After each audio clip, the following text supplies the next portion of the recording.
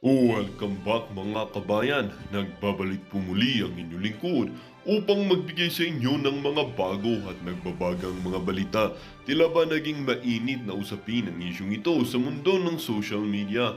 Bulgar na ang mga plano nitong si Senator Onggoy Estrada kung bakit gusto magpa-grandstanding sa Senate hearing dahil nga umano ay balak pala nitong maging presidente ng Senado na kaya pala ay pinagpipilit na ipinapasok ang kanyang sarili sa hearing nitong si ex-PDEA agent na si Mr. Morales upang siyempre parang katulad din nitong si Senator Tocmol Tulfo ay upang magmukhang bayani sa harapan ng maraming tao.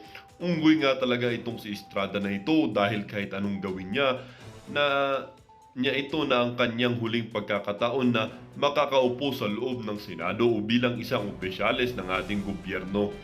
Balak pa nang ipatumba itong si Mr. Morales at itong si Senate President na si Senator Zubiri dahil nga umano ay nakakaabala na sila sa kanyang kagimbal-gimbal na mga plano. Senator Bato tila ba umapela at sinabing hindi siya papayag ng maging Senate President ay maging isang kurap at walang alam na tao dahil alam niya umano na itong mga ito kapag naging Senate President ay magiging isa sa mga rason sa pagbagsak ng ating bansa. Hindi nga rin maiwasan ng ating mga netizen na magbigay ng kanilang mga hinaing. Sabi nga nila, nakakatawa na ang Senate of the Philippines. Out of 24 senator, dalawa dito ay convicted na magkakaibang kaso sa hukuman.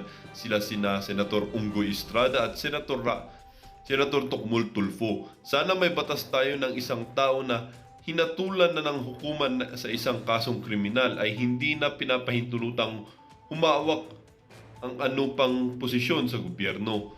Kung ang hatol ay nakaapela sa mataas na hukuman, dapat ay mag-leave of absence without pay muna ang opisyal o senador habang nakapending pa ang apela sa krimen na nagawa niya sa kanyang buhay.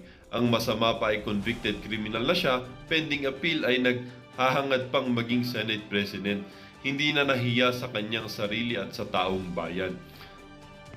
Pasok siya sa Guinness Book of World Record as the first and only Senate President of country who is convicted for plunder and responsible for Chugiing, a former general, a former high-ranking government official who committed suicide for accusing the general for plunder. Kaya kawawa, mahihirap, simpleng kasalanan lang, minsan nga frame up lang, kulong agad. Ito convicted na ng senador, only in the Philippines lang talaga. Kaya di tayo maasenso at kung may mga bumoto pa sa mga yan na mga artista wala naman ginagawa kundi magpapogi lang at paupupo lang. Sayang ang pinapasahod ng dyan sa mga yan. Wow, he's too ambitious. He thinks the Senate committee is an entertaining business. Do you think he's qualified? Some of the Senate member committee are a bunch of a clown, not all of them. People are voted because of popularity, stupid of us because we don't know all their background. They're a bunch of liars. We're all suffering of their mistake. We OFW are not trusted with the government. We need some changes. We have enough of this. Well, para nga sa buong impormasyon ay panoorin ang buong video. At kung bago ka pa lamang sa aking channel, huwag kakalimutang mag-subscribe, pindutin ang notification bell at piliin ang all upang laging maging updated sa mga bago at nagbabagang mga balita. At sa mga solid viewers naman natin dyan, maraming salamat naman ho sa patuloy na pagtangkilik sa ating channel. Tuloy-tuloy lang po ang laban para sa katotohanan at para na rin sa kinabukasan ng ating pinakamamahal na bansang Pilipinas.